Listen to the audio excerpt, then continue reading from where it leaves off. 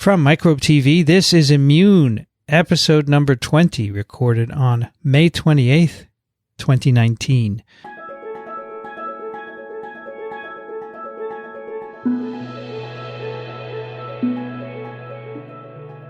I'm Vincent Racaniello, and you're listening to the podcast about the body's defenders against disease. Joining me today from Ithaca, New York, Cindy Leifer. Good afternoon. Are you in winter yet? Again. What? Just wanted to confuse you. I went kayaking yesterday. It was lovely. You could kayak in the ice and stuff, right? No. Where do you kayak? On the lake. Cayuga Lake. Cayuga. Cool. Yep. Also joining us from Durham, North Carolina, Steph Langle. Hey there.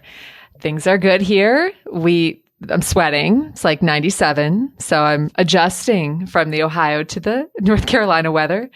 So people have told me just to buckle in because it's going to be like this till maybe September. So. 90 degrees till September, right? Yeah. I don't know if it's as bad as Florida. I think Florida gets the humidity and heat worse. But, I'm taking it in. You'll be there for a few years. Yeah. All right. Well, here we are again a month later, and we have some science for you. But I want to just remind everyone first, if you enjoy what we do, consider supporting us financially. You can go to microbe.tv/contribute. And there are a couple of ways you can help us out with our expenses, etc. We'll have more about that later. And it is Cindy's turn. It is. Yay. What's new, Cindy? What's new? Well, I went to the American Association of Immunologists meeting a couple weeks ago, and that was really fun. First of all, we have fans. So there were a couple of people who came up to me and were like, "Oh, you're Cindy. Oh, yeah, we love Immune." So that was great. So we're getting out there. Where was the meeting? In San Diego. So that didn't hurt either. It was very nice. Right. Yeah, and next year, I think it's in if I'm not, Hawaii. Is that correct? Yes, it is. Yes. Well, I may decide that's so I didn't have enough data this time, so maybe next time.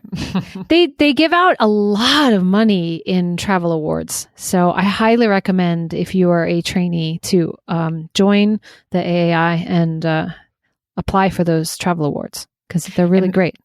That's great. And maybe we can work. I mean, what if that was a Destination Immune episode where we could get Vincent out there? That would be great. That would be great.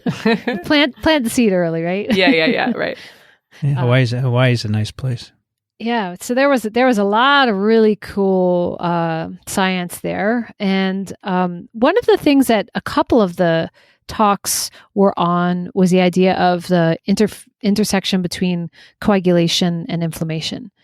And it's something that has always, nagged at me in the back of my head, but not very many people research this topic, but I think it's probably going to be one of the hot things going forward over the next few years.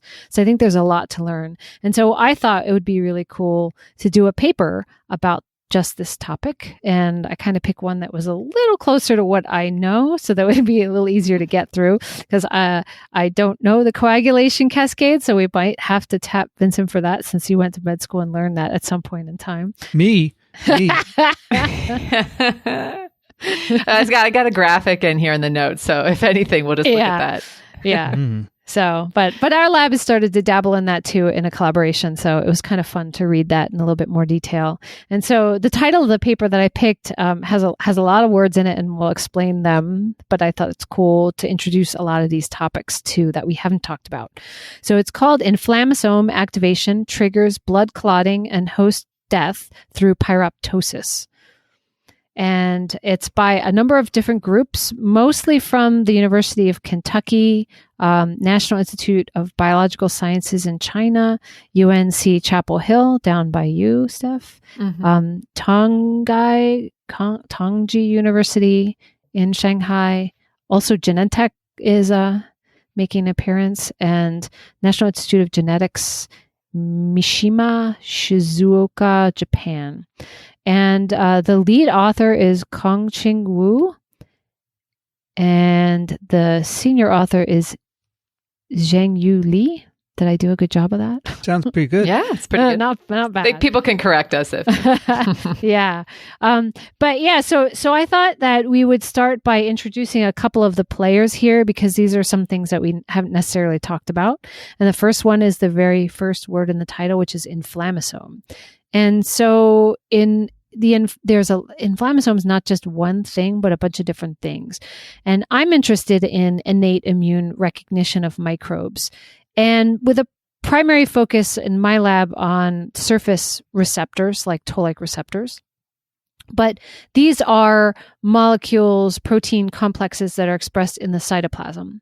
And they're there to see things like viral infections and bacterial infections. And so a lot of these inflammasomes have an initiator protein that recognizes some microbial structure. And it's often, in this case, bacterial products.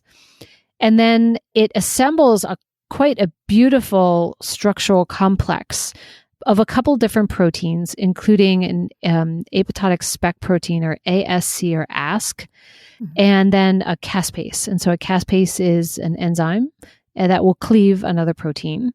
And so the main proteins that these cleave are something called IL-1 and IL-18, which are cytokines. And so IL-1 and IL-18 are some of the most inflammatory cytokines that we have. And if you follow this, there's an inherent problem here, because these protein complexes, these inflammasomes, are in the cytosol. They recognize bacterial products in the cytosol. So bacteria can get in the cytosol. Either they can invade and replicate in the cytosol, or there are also bacteria that express proteins like a needle protein, like a type 3 secretion system, type 4 secretion system. And when they bind to the surface of a cell, they inject in proteins and mediators to modify the cell. And these inflammasomes can recognize some of those proteins that get injected in, and that will become important here.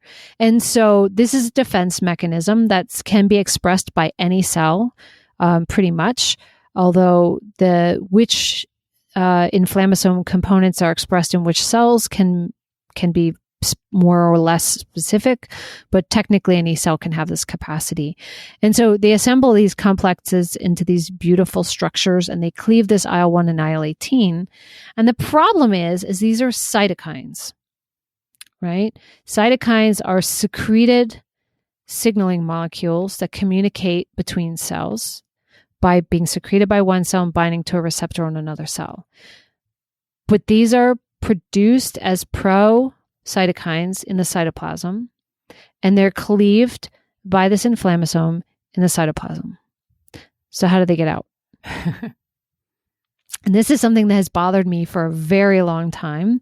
And there have been a couple of papers a while ago that said maybe some LC3 mediated autophagy mechanisms might internalize the cytokines and then secrete them out of the cells. But there's another mechanism that's come out more recently that's called Pyruptosis. And there's lots of different apoptosises that have come out: apoptosis, pyroptosis, necroptosis. So there's like many, many different ways that cells can die.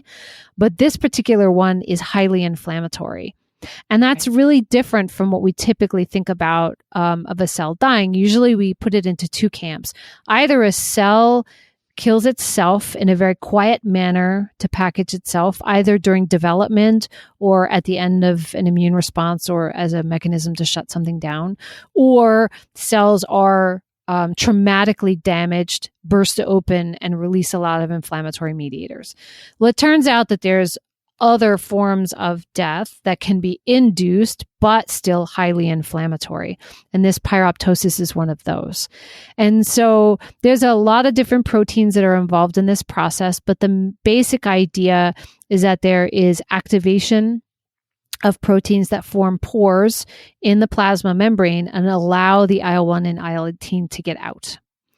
And so this is one way in which these highly inflammatory cytokines, their production can be regulated or their release can be regulated. You need something really damaging that's going to induce inflammation, and the cells know that they really need to produce these IL-1 and IL-18 because they're so damaging.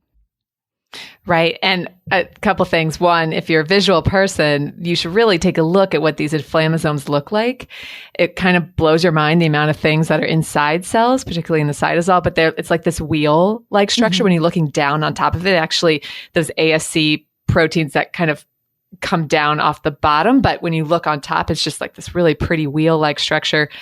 And then, the other thing is, thank goodness we have all these different ways for cells to die, either programmed or induced, because imagine all of our cell turnover. I mean, if that wasn't nicely and quietly done, our bodies would just be constantly activated in this inflammatory state, which people who have, mutations, some of these genes, that's actually what happens in these autoimmune diseases. So yeah, inflammasome, this innate immune stuff. I'm more an adaptive immune person. So I love kind of learning a little bit more. And it's amazing kind of the complexity, but yet simplicity of these different ways that cells can die. Speaking of virology, I mean, it definitely touches upon, Vincent, in viral replication and cell death. It's a good crossover for you as well. Yeah, it's another way that cells die. When they're virus infected, all these toses that Cindy mentioned come to play in virus infected cells, for sure. But I'm thinking about something you said, that there's so many ways to die because otherwise we'd be inflamed all the time, right? Isn't that what you said? Well, if we didn't have a way, if apoptosis didn't work, so that inflammatory danger signals inside the cells weren't easily packaged and inside maybe vesicle and then dealt with by surrounding cells, your body would react to those, which really is what pyroptosis is all about.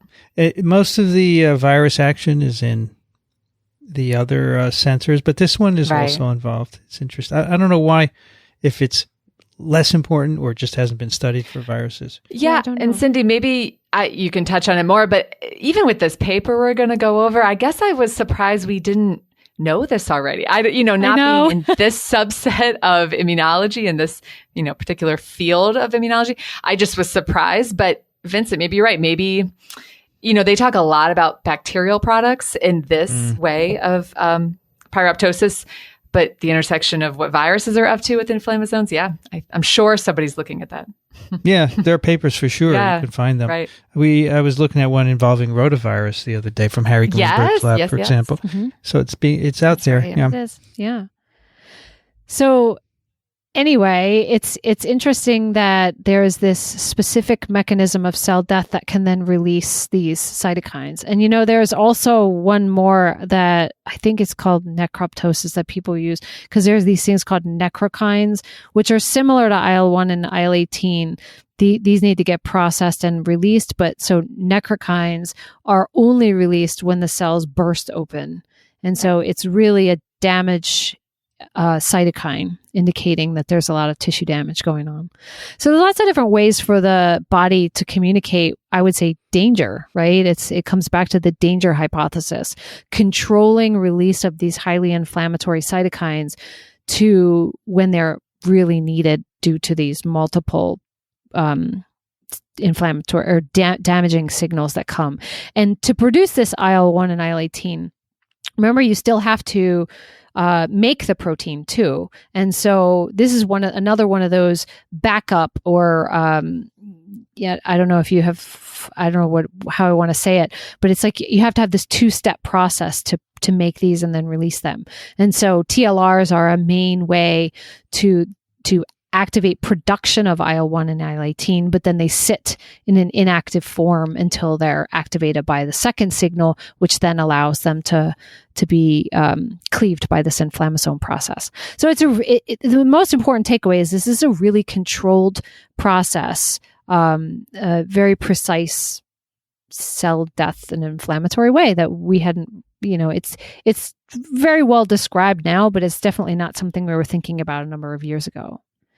So the other really cool thing that we're going to talk about is coagulation.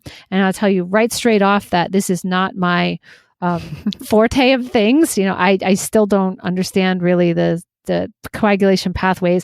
And when I've taught this, and I'm going to be honest out there, when I've taught this in the past, I'm like, okay, there's kinins and there's bradykinins and there's factor blah, blah, blah, 7 and 10 and this, that, and the other. And it's all really important for connecting with inflammation. And that's about all I've ever said when I teach immunology, because I didn't understand it. It's really complex. It's really in the camp of the hemostasis people who study this. And very few people look at that cross-section with inflammation. Right.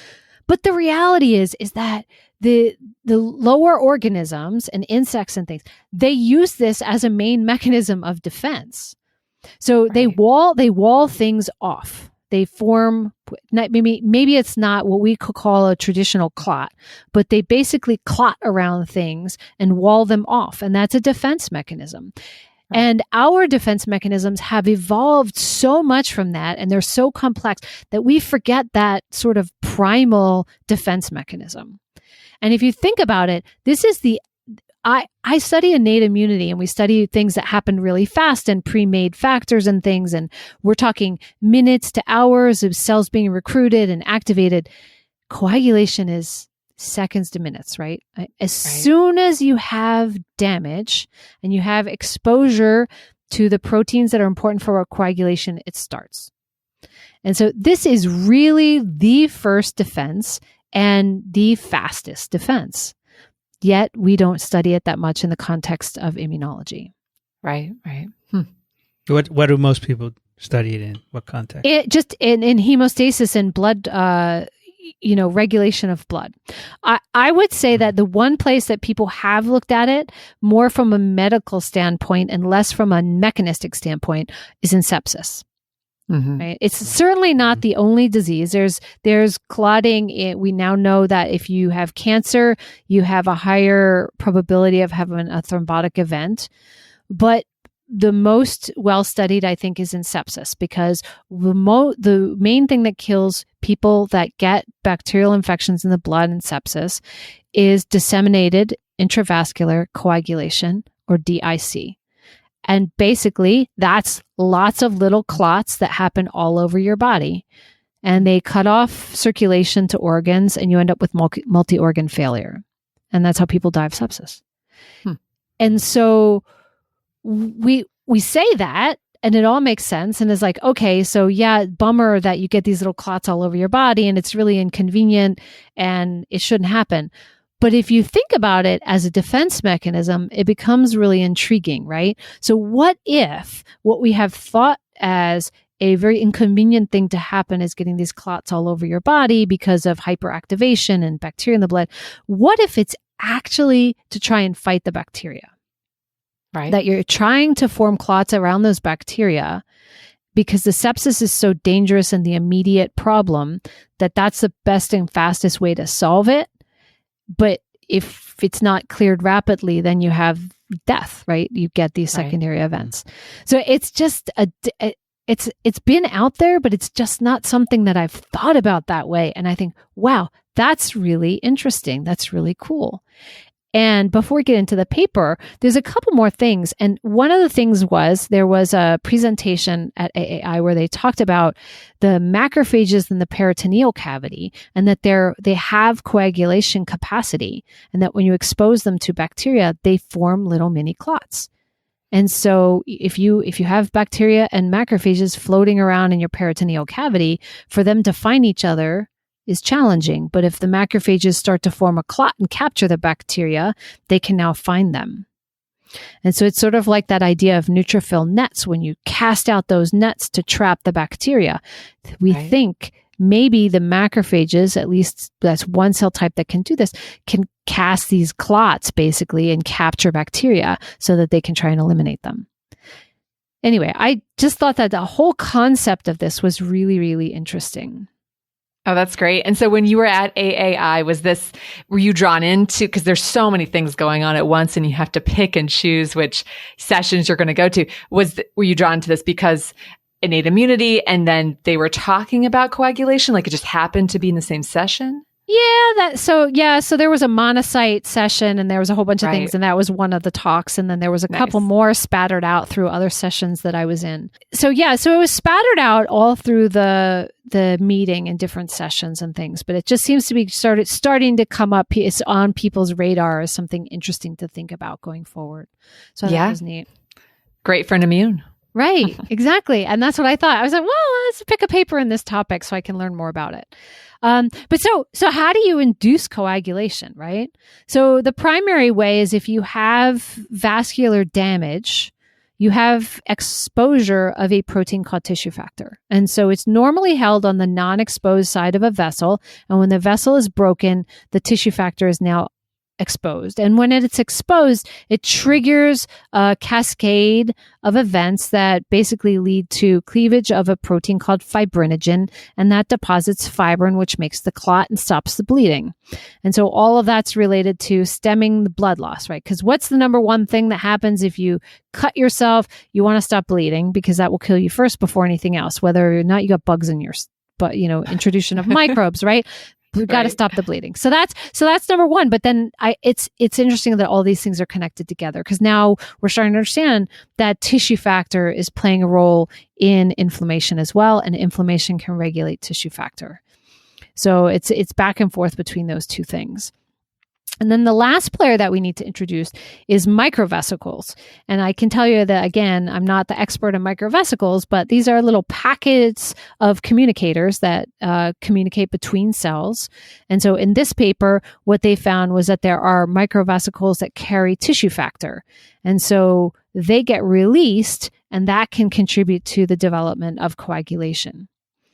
And so although there's a bunch of different papers, this is one of the first ones to show this connection. It's been simmering for years, but this is a nice way to sort of show mechanistically that clotting and inflammation are connected, and they're connected through this process of pyroptosis and release of, in fact, microvesicles through that process.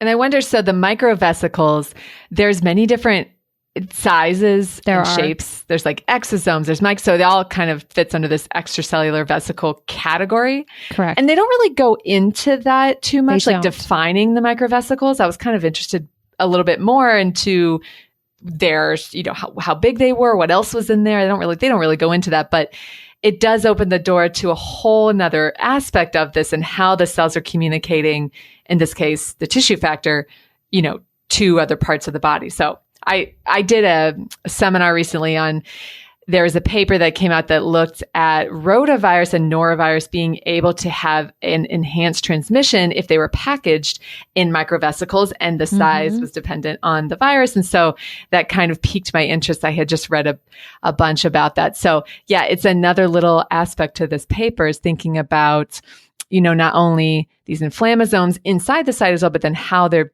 being, well, I don't want to say blebbed, because blebbing is a different thing, but how the microvesicles are coming off the plasma. Yeah, so there is different ways to get microvesicles. So some can bleb, some get internalized into like exocytic compartment and then secreted out from within that compartment.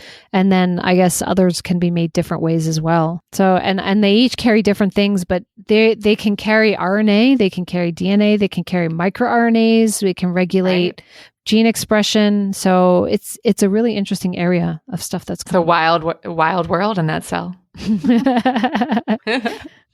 So a microvesicle is a kind of extracellular vesicle. Right. That's the kind of broad name for everything, which includes microvesicles and exosomes, right? And I think there are some other ones too. They differ by their size and what they and how they come out. So exosomes are going to fuse with like a lysosome inside and then kind of release the contents, whereas the microvesicles are more taking like pieces of that plasma membrane with it as it comes off. Yep. So lots of cool players in this paper.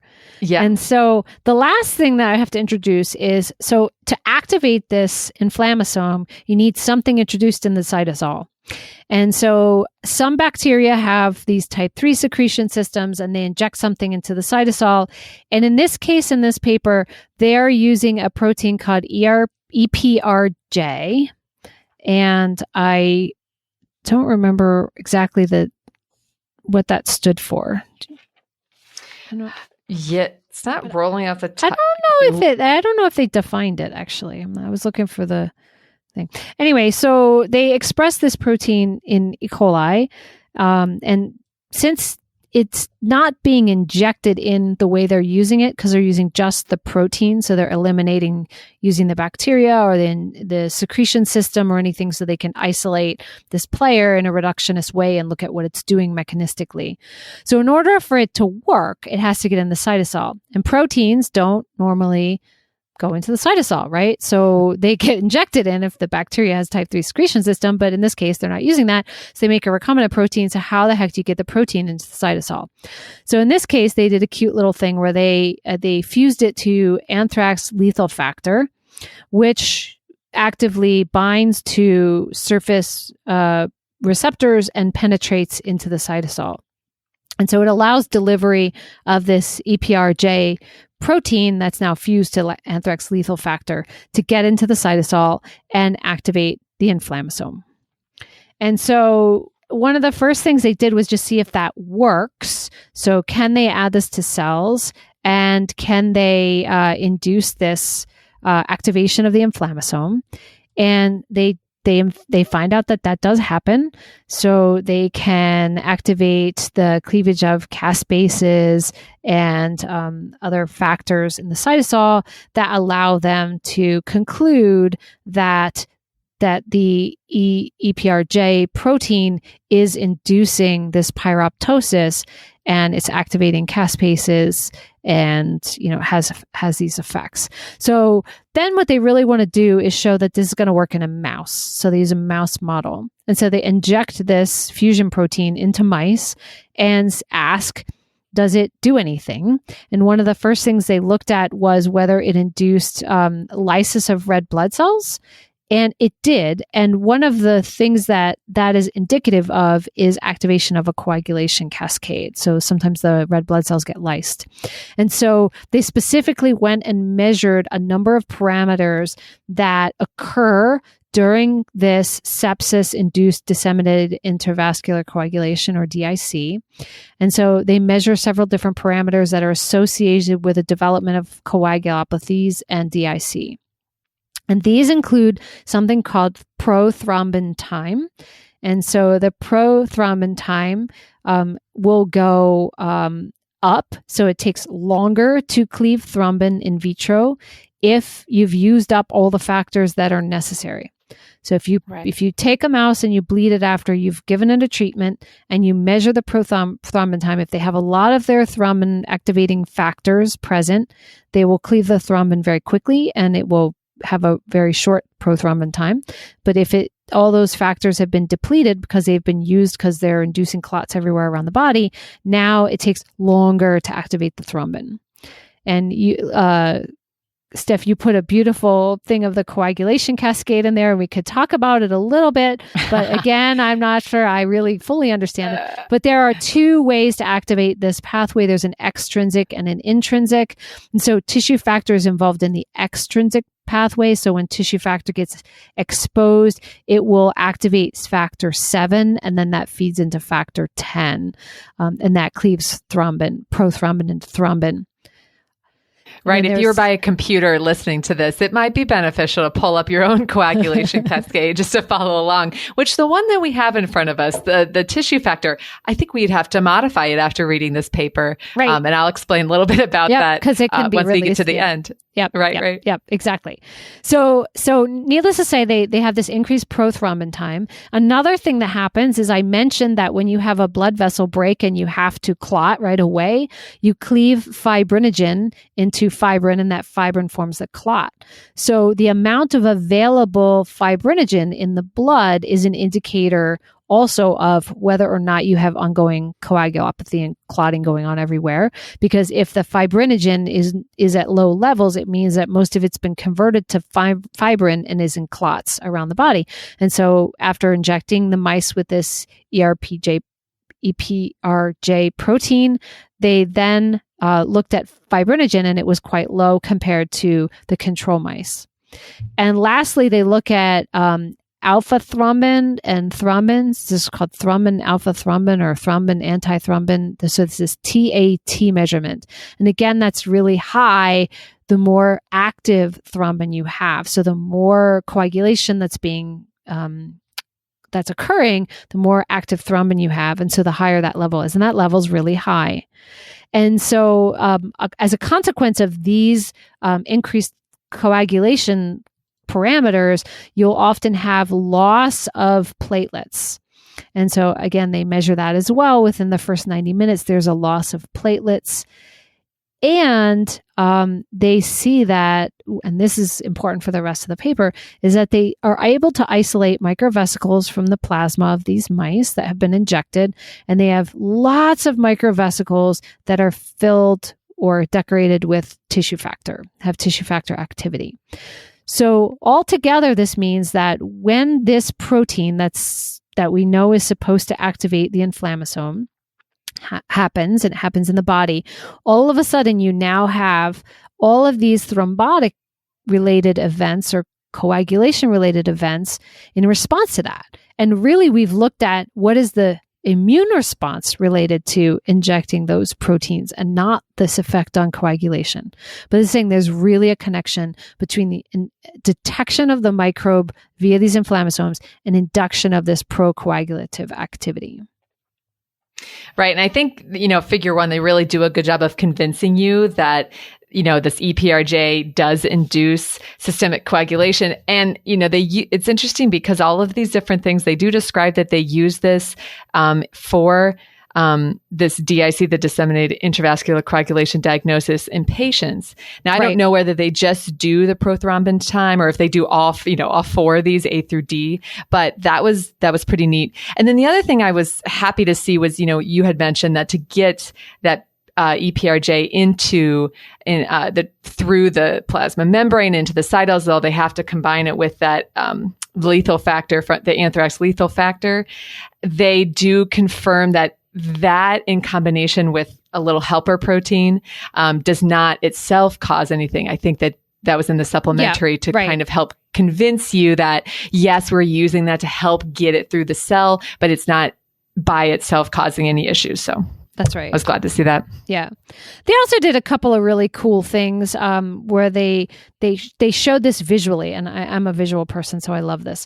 So they were able to do intravital microscopy of the Cremaster muscle in the mouse after they injected this EPRJ protein. And what they could see was microthrombi in fibrin deposition. And so I just thought this was really cool because what they did to do this was they harvested and purified platelets from GFP expressing mice. So they have green platelets, and they injected them to a mouse that is not labeled. So it's just a normal mouse. And they also inject in anti-fibrin antibody that's fluorescently labeled. And then when they inject the EPRJ protein, all of a sudden now they see green cells trapped in red positive clots within blood vessels in live animals. And I thought that's really cool. Very cool. So cool that they could do that. So it's pretty convincing that there is this coagulation that's induced. And since this characterization of this response to this particular protein has already been described, this is saying that, there is likely a connection between this inflammasome and this coagulation. So is it and how is it occurring? So that the rest of the paper is on this mechanism part. And so they use mouse models to ask this question. So again, throughout the whole paper, basically, they're just measuring their prothrombin time, their fibrinogen, and their TAT and survival, and some cleavage and tissue factor expression. But generally, those are the markers. They're just reading out these DIC markers. And they're asking if the mouse lacks the ability to activate the inflammasome, what happens? And so this is also an interesting thing for those who are immunology aficionados. So people have been using a Caspase-1 deficient mouse for years. Turns out it's both Caspase-1 and Caspase-11 deficient, which creates a whole lot of confusion about this. It was discovered a number of years ago, but you have to be really careful if you're going to try and look at what role Caspase-1 is playing in any particular process. And so luckily they also have Caspase-11 only knockout mice, so they can look at what is attributable to both or to one. And so what they found was that although the prothrombin time goes up and the fibrinogen goes down and the plasma TAT go up in a wild type animal that is injected with this EPRJ protein, that if you lack caspase-1 and 11, this doesn't happen. So that suggests that you absolutely need this formation of this active inflammasome complex in the cytosol in order for this to happen. And if you use caspase-11 knockout mice, nothing. And if you use TLR4 knockout mice, nothing. It's the same as wild type, which I guess is important because if you're making recombinant proteins in bacteria that have LPS, there's LPS, you can trigger TLR4, That's true. et cetera, et cetera. Yeah. So nonetheless, it's happening via this protein through some sort of inflammasome process, and that this is really important for activating all these inflammatory sequelae. The other kind of interesting. Oh, sorry. Go ahead. You can No, go ahead. go ahead. Well, for this figure, they were talking, so they have the caspase-1 and 11 knockout mouse. They have the caspase-11 knockout mouse.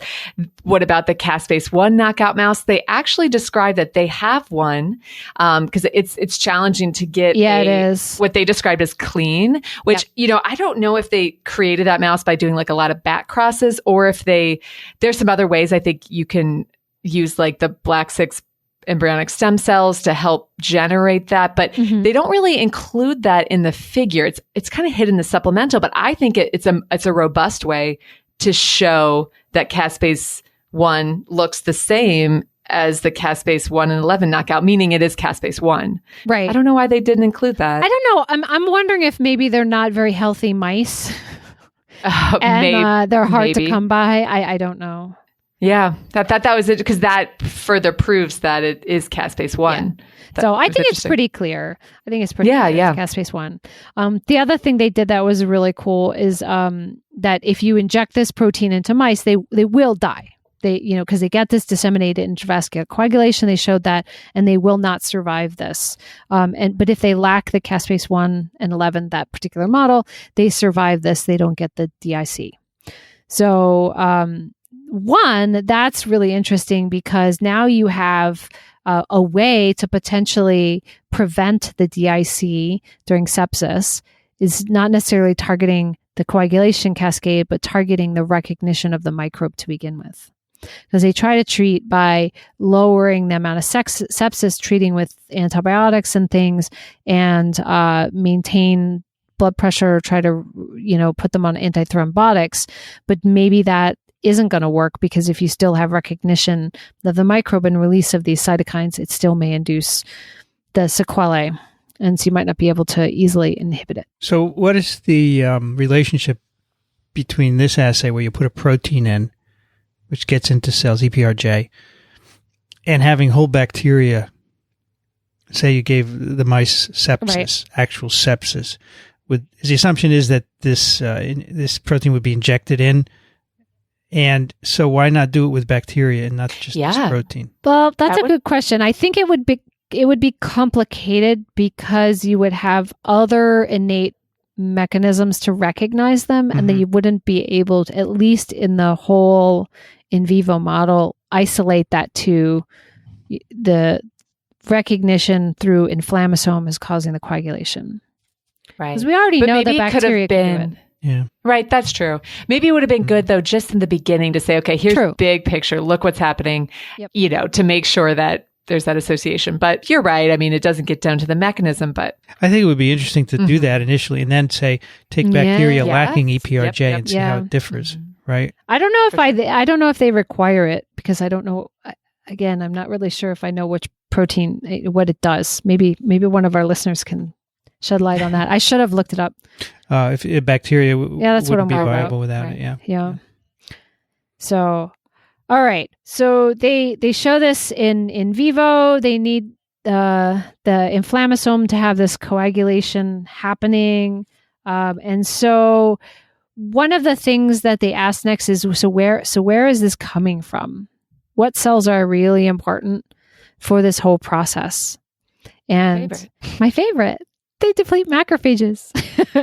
So, it's a sledgehammer approach. They treat with clodronate liposomes and deplete all the monocytes and macrophages, and they show they can do this in their supplementary data. And what happens, again, looking at prothrombin time, fibrinogen, TAT, survival, pretty much if they deplete the macrophages, all of those factors look like they do in the untreated animal. So they all go away. So somehow the macrophages are responsible for contributing to the change in the coagulation capacity, which I think is really cool because not very many people that I know of study coagulation of macrophages, although my lab is starting to do that, which is kind of fun. Before the paper came out, before I read this. But yeah, so I think it's really interesting. I had never thought of macrophages as being inducers of coagulation, but they are in fact a key source of tissue factor and other coagulation activity in the blood. So for whatever that's worth. So that's independent of blood vessel. That's right. They make their own tissue factor and they can induce coagulation. And it's produced in the cytosol? Well, so that's part of what they look at, right? So where does this stuff come from? Are they just... So what we have to remember is that tissue factor is a membrane protein that gets cleaved. Right. And so macrophages could have it on their surface. They do. And we've seen it. Spoiler alert. Or it could be packaged in some sort of vesicle or some mechanism like that in order to be able to be released outside of the cells. So it could be either way. What was I going to talk about next? One of the thing they did was there's a possibility that there was a role for eicosanoids in this whole thing. So it might not be directly with inflammasome, but it could be indirect. And they used aspirin to block that. And there was no effect on the EPRJ induced coagulation. So it's not that mechanism. But what mechanism is it? So macrophages are known to do this Pyruptosis thing. So that's where this comes in. And they wanted to know whether this type of death might be contributing to this whole process. So this Pyruptosis is mediated by this protein called Gasdermin D. And so Gasdermin D is the protein that gets cleaved and activated in the cytosol that will now form those pores and allow IL-1 and IL-18 out. And so a simple way to ask what's going on is just use Gasdermin D deficient mice, give them this EPRJ protein, and then ask whether or not they get these same sequelae of the disseminated intravascular coagulation. And turns out that they don't. So it's very important for this process. Right. So they were able to show that if you lack Gasdermin D, you don't get secretion of tissue factor, cleavage and activation of caspases, which presumably follows that you don't get IL-1 and IL-18 released, although they didn't look at that. And also that microvesicle release with tissue factors in the blood and by other cells also happen in a Gasdermin D dependent way. Woo.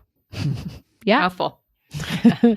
So it's a really nice mechanistic paper how they're looking at all of this. Yeah, so this is happening in macrophages. This is happening in macrophages, right? So this EPRJ is getting to macrophages, activating, and you're getting the pores formed. Yep. And out comes tissue factor, and also your ILs, right? Right. And it doesn't matter in any other cell because when you take out the max, the mice are fine. So even though EPRJ may be getting into other cells, it doesn't matter. It doesn't seem to matter, right? It seems to be important that the macrophages are doing this whole thing. Yep. It's interesting. And I wonder, because macrophages are a tissue resident cell, so then, depending on what tissue would be interesting. Because as we've learned from previous episodes, that macrophages are pretty heterogeneous. Yep. And so I'm curious, are all macrophages the same? So I don't know. I know we've derived macrophages from bone marrow, from mouse bone marrow, and they have tissue factor in the coagulative. Right. I think in this case they're looking primarily at blood monocytes and macrophages that are circulating to get into their tissues or whatever. Right. So I'm not sure what role that tissue resident macrophages play in this whole process. I'm not really sure. I know that when they did this depletion, they did clodronate liposomes IV. So they're mainly depleting circulating cells. Right. That makes sense. And we're talking about, blood coagulation. I'm just thinking about the effect, because, when you get rid of, did they get rid of any of the tissue resident ones? But probably not. It must have just been the blood monocytes that then they're deriving macrophages from. So I don't know. It's just interesting when I was trying to work that through, what the other macrophages were up to and if they have this tissue factor in their plasma membrane. So something to think about. Yep. And they did a couple of other things where they showed that this wasn't just unique to this EPRJ protein, but that other bacterial proteins that get injected in also use this process, that it also happens in human cells and not just mouse cells. And they did a couple of other things. I thought that part was really cool. They also showed that they connected this together by showing that the tissue factor that is released from the macrophages that's circulating in the blood really is responsible for that DIC, because then they were able to block it. So they used a blocking tissue factor antibody, and using that antibody protected the mice from death and reversed some of the changes in the coagulation parameters. So it reduced the changes in prothrombin time, the TAT, and improved survival. So again, summarizing, you're looking at the recognition of this bacterial protein that's normally injected in the cytosol is somehow injected into macrophages or monocytes, and that this activates the inflammasome. The inflammasome activates the gasdermin that puts holes in. It also activates IL-1 and IL-18 that get released, and also allows release of microvesicles that express tissue factor. And these microvesicles that express tissue factor then go on to induce this coagulation in the animals, and it's lethal. Did they try any cells in culture, add EPRJ to it, and see if anything happens? I thought they did a couple of experiments at the very beginning in their supplementary data, where they just showed that if they added it onto the macrophages, they induced this caspase-1 activation. Right. But not other cell types like a fibroblast or an epithelial cell. They didn't look at those. It'd be interesting to know if it doesn't happen, why? What's, because presumably the EPRJ will get into those cells. Right. Especially with the anthrax part on it, right? Yep. So then why don't they respond? Maybe they're missing something. So maybe they don't express the right NLR or nod-like receptor. So this one requires NLRP3. I always forget which one it is. Yeah, NLRP3, pretty sure. Or these are the only cell types that have the tissue factor. That's have to true. Look at you just look at fibroblasts or epithelial cells to see if they also have these microvesicles. They might produce the IL-1 and IL-18, but not release the tissue factor containing microvesicles. Right. That's possible. So that's why they're not contributing. That could be. They also had one other, I forgot to mention, they also had one other system instead of just using the blocking antibody. And I thought this was cool. So tissue factor is hard to work with for a number of different reasons, but there's no knockout mouse, because if you can't clot, you're in trouble. So there are hypomorphs, so there's mice that express less, but they were able to generate a tissue factor inducible knockout mouse. So when they have tamoxifen inducible Cree, that will then cleave out the tissue factor, and so they can induce the knockout in an adult mouse and then inject. And so basically it acted the same as the blocking antibody, where it reduced the activation of coagulation markers and increased survival. that is like the main part of what they talk about. The other things that I thought were kind of cool were that, and I don't know why they tagged it on at the end, but I think it just draws back to the sepsis with gram-negative bacteria, is that LPS injected into mice will also induce coagulation. It's not using the same caspase as this EPRJ protein, but it's using a different caspase. So it's also using inflammasome, but it's a different effector to induce the same process. And so this is called Caspase-11. And so the Caspase-11 activation really does require this two-step process. So they prime and then activate with LPS. And so they take this into an in vivo model, and they show that if they prime the mice and they prime them with a different TLR ligand called poly-IC that binds to TLR3, if they prime with that and they come back and they inject with LPS, they now see all these change in the same changes in coagulation parameters. So increased prothrombin time, decreased fibrinogen, increased TAT, and lower survival. And this was independent of TLR4 completely. So it's saying it for sure is some sort of cytosolic sensor. And it's dependent on this Caspase-11, also dependent on the Gasdermin D, which is creating those pores, and dependent on monocytes and macrophages. So overall, and LPS is also known to induce tissue factor expression. So again, it looks like when you have recognition of microbes, independently of what they're doing to induce inflammation, they are also inducing this pyroptosis process, which releases tissue factor and is responsible for this coagulation and death.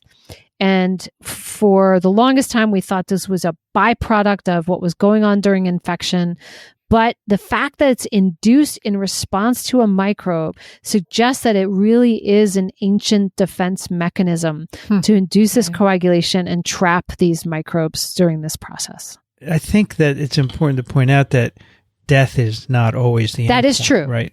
Right. Because the way they portray it, if you look at their last paragraph, death. The release of this into the tissue factor into the blood triggers blood coagulation resulting in organ damage and lethality. Well, probably not all the time. It probably works a lot of the time to clear the microbe. One would think, but we that's we would the case. see, but we see the patients who die and or the mice that die. But the point is, this is probably working. It probably is, right? A lot of the time, and those people they survive. Blah blah blah. So I don't want people to think that this is you're just going to die if you get this sepsis, right? Because I think it wouldn't make sense to kill the entire organism all the time. And the other issue is I bet there's a range of responses depending on the sequence of the genes encoding all these proteins at all the steps that we've talked about. You have people who are over exuberant, right, in their responses. Absolutely. And others who are pretty restrained and maybe don't die. So it's pretty subtle. Yeah, right? I think that probably what the takeaway here is that it is a defense mechanism that just like any other response in the body can go too far or be unregulated. And that when it's working properly, you probably don't even notice it. But if you have a systemic blood infection that's overwhelming, then you end up with this happening a lot. And that's problematic. If you throw a couple clots here and there because you're trapping a bacterium and then you degrade the clot, which we didn't mention that at all. So clot's not a one-way thing. When you cut yourself and you get a clot, eventually that clot scabs over and then it starts to go back to looking like normal tissue after a while and the scab falls off, right? Well, that's because there's reorganization and repair of the tissue underneath. So just because you get a clot doesn't mean it's just there and always there. It's continuously remodeled, and we're always trying to strive to go back towards homeostasis, to back towards the way it was originally. And so if you get these little clots thrown in your body, they're going to trap the bacteria, maybe the bacteria get eaten, and then the cells that are there start to degrade that clot and everything is fine and you never even notice. But it's just something that we wouldn't have necessarily considered this as a defense mechanism. Right. And I just think that's the cool part of this. Like I hadn't thought about clotting as a defense mechanism. Sure. Yeah, I did not. Absolutely. Right. Me too. Totally novel way of looking at it. So I have a paper here that I've been thinking about for TWIV for a long time. It's from Nature. It's called NLRP9B Inflammasome Restricts Rotavirus Infection in Intestinal Epithelial Cells. Oh my gosh, I just posted that in our notes below that cascade. Let's check that out. That's funny. I have, but yeah, so this came out 2 years ago, and it's been in my TWIV potential folder for a while. And because I didn't do it because I didn't know anything about inflammasomes, but now I know more. Now you know. And maybe I'll do it. But this is the story here. In this case, this is a intestinal epithelial cell specific inflammasome, an NLRP9B. And when the virus infects those cells, the RNA is recognized, and it causes maturation of IL-18 and gasdermin-induced pyroptosis, and this protects the mice. Although they don't go beyond that, it would be interesting to know what comes out of those pores and how it's protective and what's the mechanism. Yeah, right? Sure. So it's very cool. You should do that this coming Friday. That it'd be like a paired episode with ours. Drive traffic. I either should, way. but I'm so efficient. I already got the papers picked. Okay. Maybe next time. I could do it on an immune too. Sure. I do like to do virus papers on this show. There's a theme. Yeah, there, we do. yes. We do have to go a little out of our comfort zone sometimes, though, because I keep doing innate immune papers, and you keep doing virus papers, and I keep doing like antibody adaptive immunity papers. Yeah, I don't know. I figure you would help me out if I got in trouble, both of you. But so I don't know if it's a matter of comfort zone. It's just what you've been thinking about your whole career, right? You know? Yes. I'm trying to pick things that I'm interested in, but that have a different bend, a different way of thinking about immunology than I normally think about. Yeah, for sure. Yeah. So Cindy, with this paper, I'm curious, I don't know. I'm not a clinician, so I don't know, when people get DIC, is it just a death sentence, or can you try to stop this rapid clot formation they use, I'm assuming, the same type of, medications that people take, but on greater doses? So I'm trying to think of ways that, what we learn from this, can we target something differently? Can we target the inflammasome? Can we target, it seems like it would be challenging to do that, but did you have any thoughts for, down the road applications? Well, I'm certainly not a physician that treats sepsis or a physician at all. But people can write in. But I've heard people talking about this, that, these downstream sequelae of sepsis are one of the most significant medical problems that you have to deal with. Vincent's right. Not everybody dies when they have sepsis, but it is often a major problem. And once you get to this clotting, it's a real problem. Right. And as far as I understand, and talking to some of my clinical colleagues, there's two stages. So first, there's a hypocoagulative state, and then there's a hypercoagulative state. And one precedes the other. And if you can use one as a biomarker, and we now understand some of the mechanistic aspects of how the second part goes, maybe there's an opportunity to intervene before you get to clots everywhere that you're going to have hard time handling. Like if you can pull out a certain threshold of tissue factor containing microvesicles, that could be your biomarker. Right. Right. Potentially. Shall we do some email? Sure. Cindy, do you want to take that first one from Pete? I will. I've been talking. Get sick of my voice, but okay. Never. We never get sick of your voice. So Pete writes, Dear Immune hosts, I've been a big fan on the TWIV podcast dating back to TWIV when I was just starting my postdoc in 2009.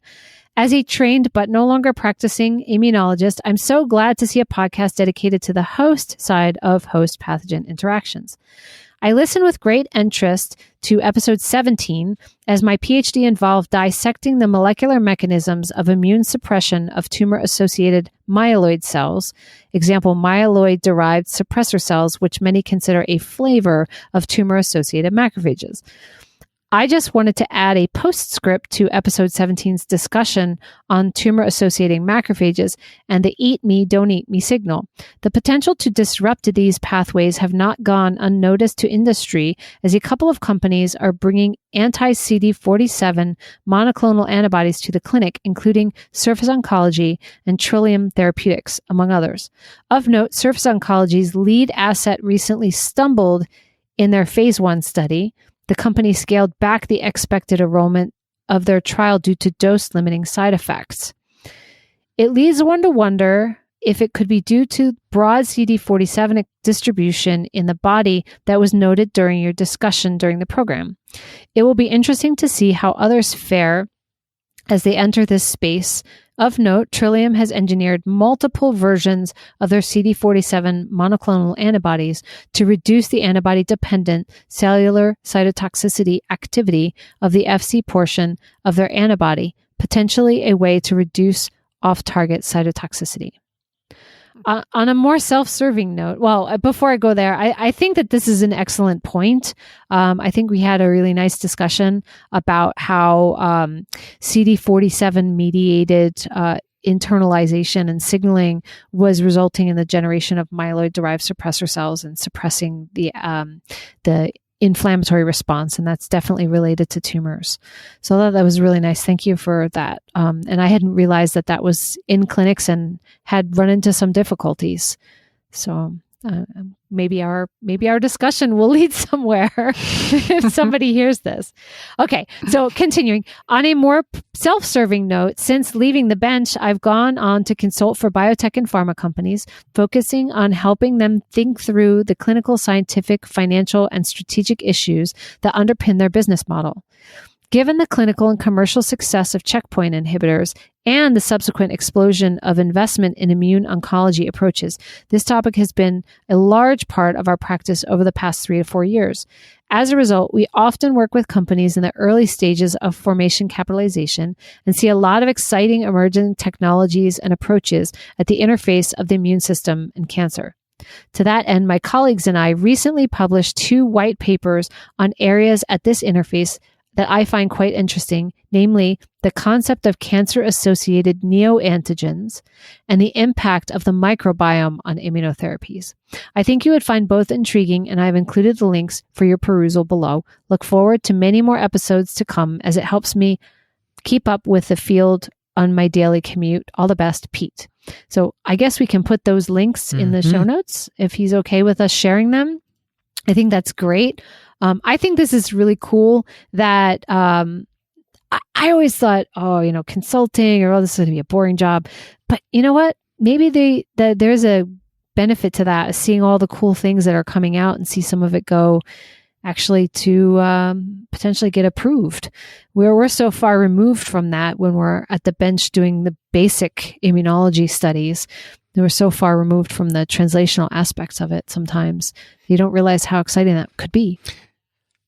Yeah, I think I was talking to somebody who went into industry directly after their PhD, and she's loving it. So I think it's kind of a difference in how do you want to work on the more basic side? Do you like the translational side? And then either side probably thinks the other side is boring a bit because, similarly, it's like, oh, that might seem monotonous, but you're right. Especially with immune oncology therapies, it's just such a hot area. Exploding. So. Yeah. I think everybody's different in what they like, right? So what seems boring to you is not to someone else. But this whole idea of consulting, I mean, this individual sounds like he was in the industry for a while. Yeah, that always struck me as the way to do it. You get experience after so many years. I don't know how many years it takes, right? And then you can advise people on what to do. It always struck me as weird that you became a consultant right out of your PhD because what's your knowledge base, right? So, but I mean, it could be different where, if you're in the financial sector, the people who have no science background at all can say to you, explain this to us, and so we can understand the potential. So that could work. Right. But my wife, for example, after 35 years in pharma, she's a consultant now, and she advises people on how to get the preclinical data they need to get an IND, an investigational new drug application. And she wouldn't know that after 1 year. out of a PhD, right? So sure. there are different kinds of consultancies. And I think the ones where you're advising on what experiments to do really need more of a experience base than other kinds. That's the way I look at it anyway. Yep. Yeah, maybe Pete, you should write back in and tell us kind of how you got into it, how you see our conversation. And because there's a lot of people who are interested in this area that don't want to continue with academia, want to go into industry. So be some good insight. Steph, can you take the next one? Yes, sure. Cindy, Steph, and Vincent, I just want to say that I thoroughly enjoy listening to Immune. I began listening to TWIP recently as well, since I enjoy parasites, and I'm doing research on, Vincent, do you know how to pronounce this? Naegleria fowleri. Perfect. A brain-eating amoebic parasite. I'm also emailing you for something that I think is very important to the listeners like me that are not to grad school yet. I'm finishing my undergraduate at Weber State University, and I'm beginning to look at PhD programs to apply. Since this podcast has what I would say are the 3 stages of academic careers, with Steph being in the beginning of the career, Cindy being in the middle, and Vincent being the final steps of a career. Although I don't know, Vincent, if that makes you feel a certain way. We don't have to say final. We can just say the latter part. I want to see what your advice would be for those of us who are just starting. What is your advice for trying to find the right graduate, master's, or PhD for people to apply for and to figure out what they want to study and research? Best regards, Weston Hutchison. And I think this is an excellent write-in, always a topic of conversation. So we could do like a round table, answer. So what's the question? Trying to find the right program for people to apply to? I think his question is, how do you prioritize what you should be looking at? So whether that be the mentor relationship, whether that be the research topic, whether that be location, is that person senior, are they publishing a lot?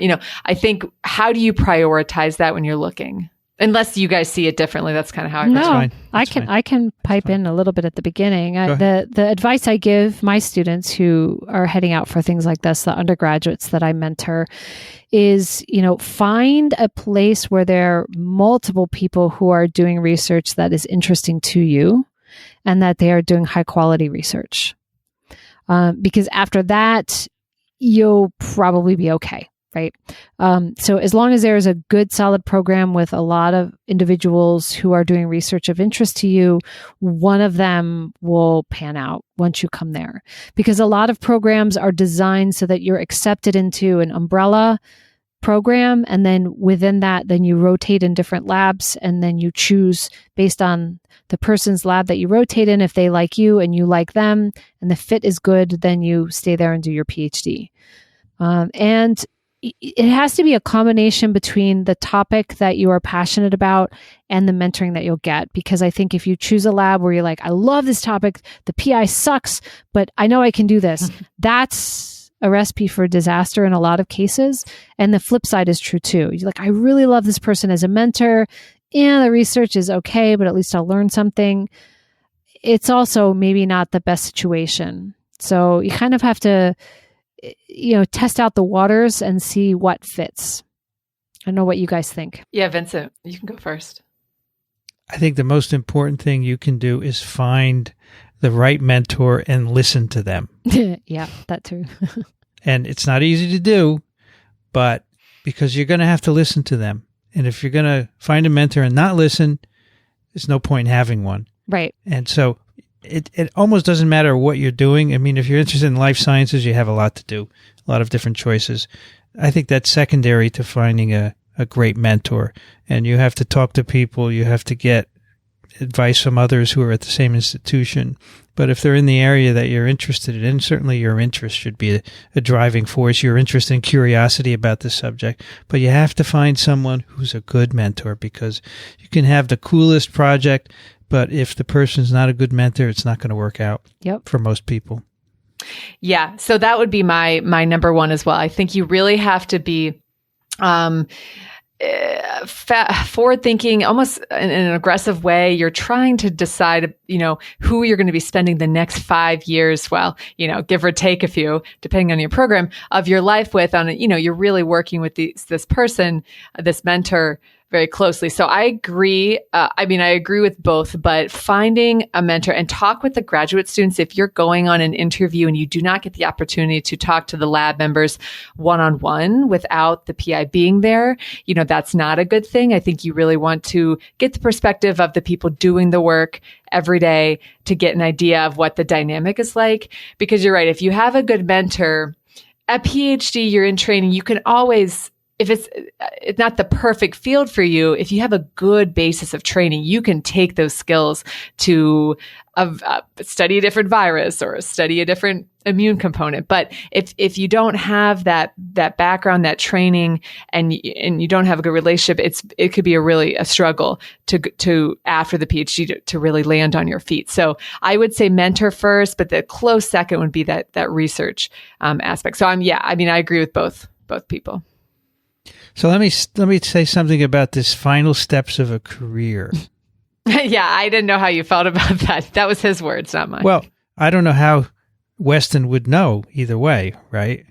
I think he means ladder, if you're considering Well, because some people, guy in Rockefeller just died. Yep. You must know Paul Greengard. Yep.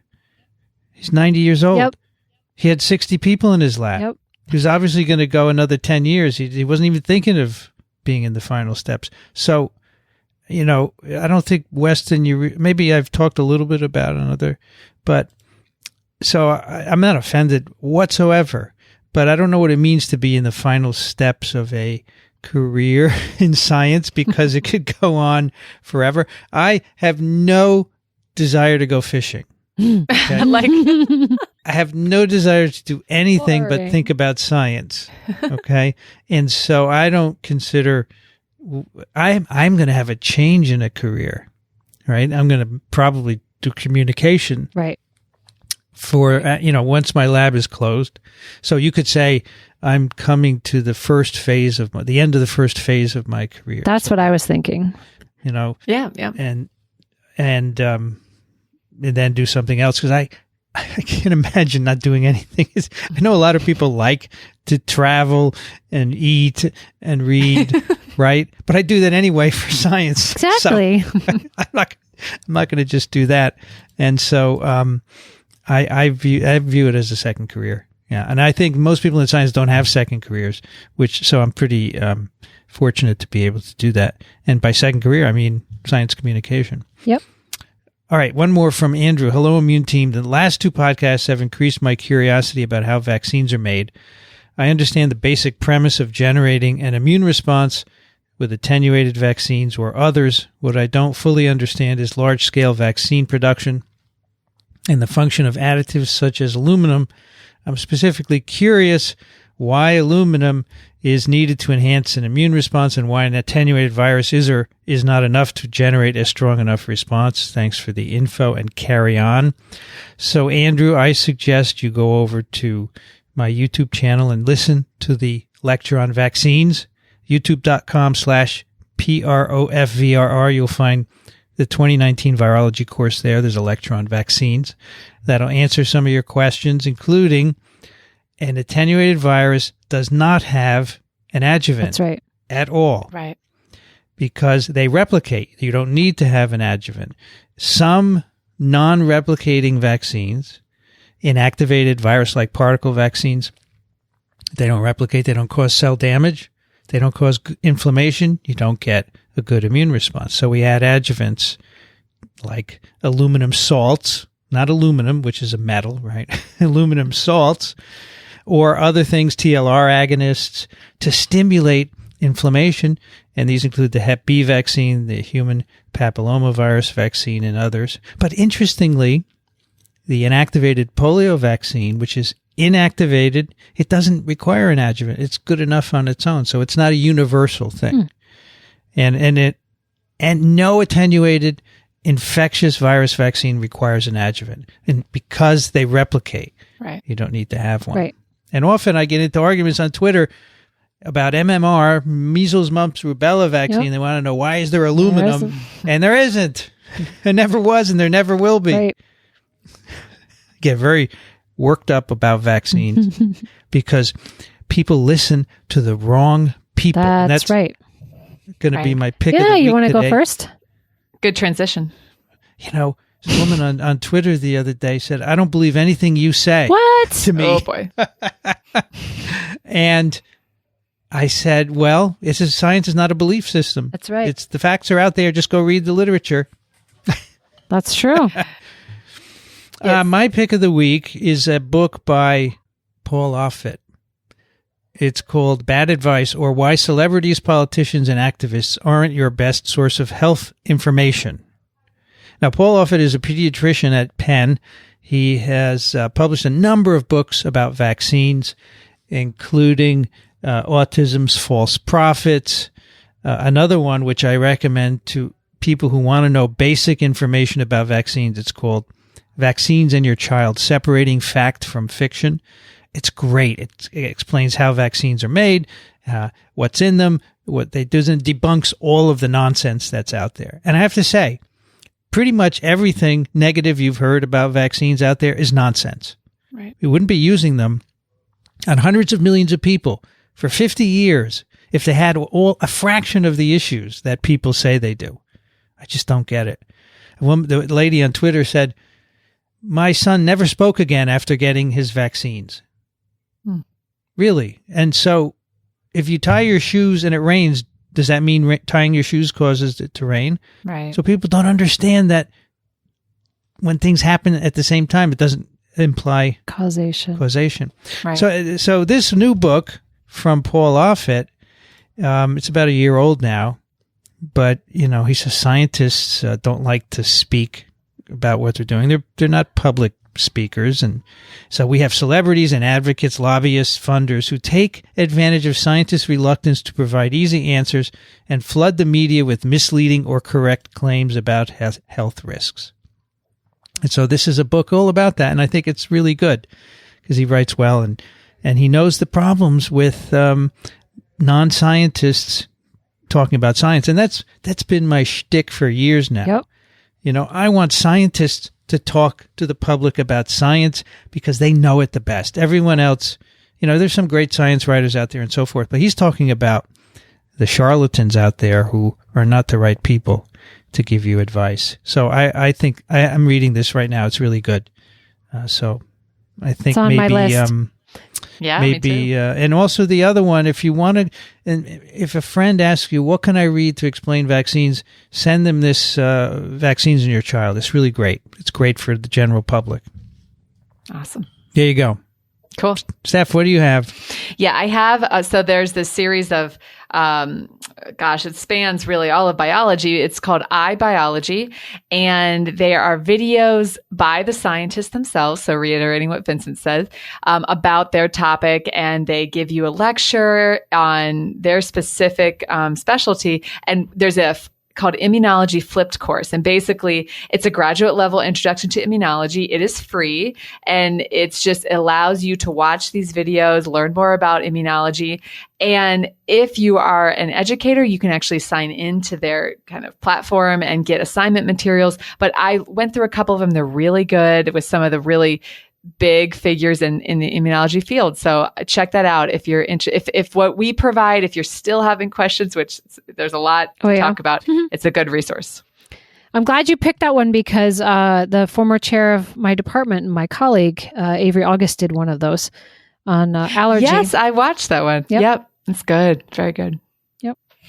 Yep. It's a well-known series besides immunology too. Yeah, it's very good. I didn't know about it. Cindy, what do you have? Yeah, so I have a link to a Science Alert article that describes a scientific article that came out recently. And yeah, it's a small article, but I thought it was kind of interesting. The article is about a new study that showed that a conversation with a person who had a vaccine-preventable disease was very effective in changing the minds of people who are vaccine hesitant. So what they did in this case was they took, and it was a very select population. There are a lot of caveats to this, but I think it just hammers home science communication and telling a story, right? And so they took college students who were vaccine hesitant, and they put them into groups, and they had them either talk with somebody who was a scientist or talk with somebody who had a vaccine preventable disease. For example, somebody who got shingles and, had a lot of pain that wasn't well controlled or whatever, or had polio. And although the study was small and basically it's predictable to those of us who are in this area and get it already, but I thought it was interesting. But they showed that 13 out of 19 of the students that were exposed to, a conversation with a person who had experienced a vaccine preventable disease became much enthusiastic to vaccines and were no longer vaccine hesitant. So, it's not a huge series of facts that really changes people's minds, but rather the stories. And it makes me happy and angry at the same time, because it's just like, why do we have to go to that length for people to believe us? It's like, you have to actually, what's in it in human nature that you actually have to experience something to believe it? Right. So, and the problem with that is with vaccines, we have less people who have gotten those diseases. And so, if it's doing their job, then there won't be anyone to tell those stories. So it is frustrating. So it's people say that vaccines are the vaccine hesitancy is a product of the success of vaccines, right? They've been so successful that people don't see the diseases anymore. So therefore, their interpretation of their level of risk changes. It goes down. They don't think it's risky. So they think the vaccines are riskier than the disease, but they just don't understand the concept of the reason why we don't have these is because of the vaccines. And if we back off, they're going to pop back up and people are going to get really sick again. And I actually wrote an opinion article about this that was published on CNN, and I called it Societal Amnesia of Infectious Diseases, Childhood Infectious Diseases. And it was just that idea, it's like if people don't see it, they forget about it. And so while our parents still had instilled in them, mine anyway, we're different generations here, but mine knew that, their friends had polio or whatever. They didn't want their children to suffer. So they were really insistent upon taking advantage of every vaccine that was available. But then the moms now have this luxury of saying, well, it's not that risky for my kids, so I'd rather not vaccinate them. So it's but what do you do? So we can't keep pulling these people out of the woodwork to tell their stories. We can try, but if you don't have that face-to-face communication, how else do we get that story across to these people to make that impact? That's where I think that the research in this area needs to go. Right. It is immensely frustrating that we have to go through this. Yeah. After 50 years of vaccine success and eliminating in many countries huge numbers of serious infections, that we actually have to justify this because people don't understand how they work in the relationship between things that happen and causation. Right. But what's even worse is they don't want to listen to scientists. And they don't believe us. Right. They listen and believe to the charlatans who are preaching the negative view of vaccines, like Andrew Wakefield. There was a big rally, in Rockland County, right? There's a measles outbreak. Yep. Mm-hmm. And, they've introduced legislation to prevent kids under a certain age from being out and about unless you're immunized. They had a rally a couple of weeks ago. The anti-vax people had a rally. They attracted hundreds of people spewing nonsense. They had a rabbi get up there and say, it's better to get naturally infected because it reduces your chances of heart disease, cancer, and some other disease, diabetes. I don't know what. There's totally no preposterous. No studies that support that. Totally preposterous. Yet people hear this and go, "Oh, yeah, that's why I don't want to vaccinate my kids." But they're not even critical about it. Well, and there is a legality of basically promoting something that could cause people true health risks. What is that's a real you actually could damage people. Absolutely. Absolutely. Mm-hmm. States have the right to protect their populations from infectious diseases. This is constitutionally acknowledged by legal scholars. Okay, states have the right to say you have to be vaccinated. Yep. And it's going to come to a point where some really vocal anti-vaxxer is going to cause a huge outbreak. It's big enough as it is now with measles. It's going to be a huge outbreak, and they're going to be liable. Somehow we have to do that. We have to sue these individuals for causing outbreaks because it's totally unacceptable. This is not where we need to be spending our time arguing. Vaccines work. Yeah, I've wondered that opens if a whole there's can of worms. Yeah, I've wondered if there's a way to shift the conversation. So, for example, when I've talked about climate change with people, if they start arguing with me, it's not man-made, it's not happening. I'm like, okay, whatever. Whether you believe it's happening or not, why do we want to destroy our planet? Right. Right? They can't argue with that. It's like, maybe I believe that those actions that people are having are man-made, changing the climate, but regardless of whether those second two things are true, we are destroying our planet. Whether that's leading to anything or not, why do we want to do that? Right? And so if you can shift the conversation to something that everyone agrees on, like you disarm them, right? They say, oh, well, yeah, it's actually a bad idea to litter and to put things into streams and destroy the planet and kill, make animals go extinct and whatever. I agree with you on that. If they agree that, and then it's like, you don't need to go any further. It doesn't matter if you agree with me on climate change. It doesn't matter if you believe in climate change, don't believe it's man-made. None of that becomes irrelevant anymore if you can find a common ground to agree on. And so I've been trying to think about how can we shift the conversation about vaccines to something that people can't argue with. And they will be like, oh, well, yeah, you're right.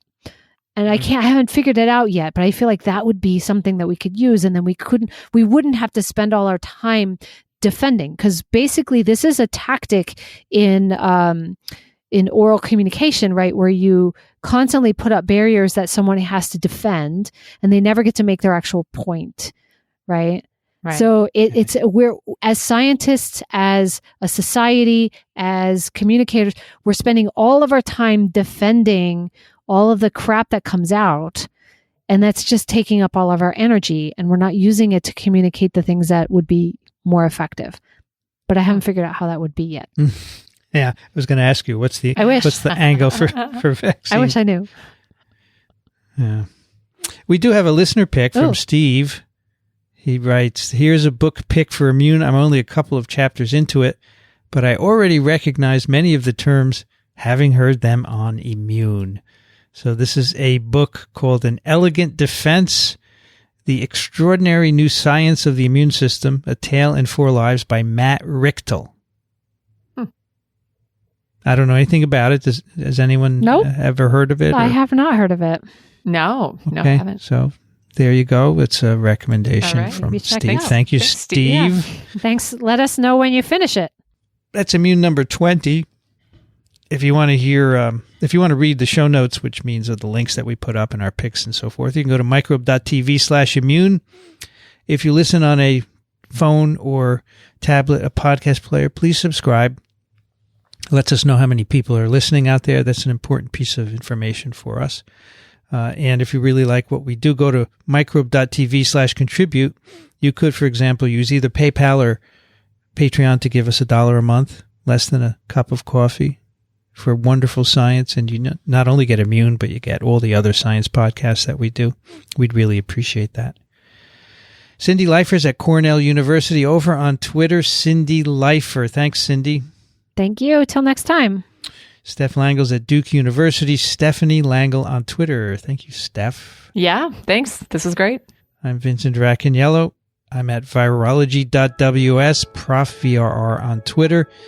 Music on Immune is by Steve Neal, stevenealpercussion.com. Thanks for listening to Immune, the podcast that's infectious. We'll be back next month.